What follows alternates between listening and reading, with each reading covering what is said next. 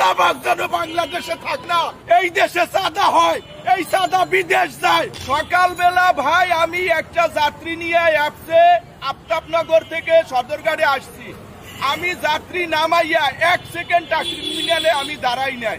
Terminal থেকে আমি বের হওয়ার সময় 2 জন লোক হলুদ পোশাক পরা, দেখতে একদম চোরের বাচ্চার মতন চেহারা। তারা আমার সাথে 30 মিনিট বার্গেনিং করছে 50 টাকার জন্য। আমি বলছি টাকা দিব না। এর মধ্যে একটা ঘটনা হইলো, আমি 3 দিন যাবত গাড়ি চালাই না, আমার টাকা পয়সার সমস্যা।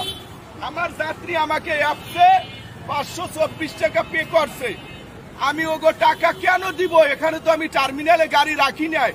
দেশবাসী এটা দেখবেন, এই টার্মিনাল কোন সরকার লিজ দিয়েছে, কত টাকায় লিজ দিয়েছে, এই বাচ্চারা কার জন্ম, ওদেরকে একটু এই দেশ যেন দেখে, ওদেরকে মুসির সে খারাপ দেখায়।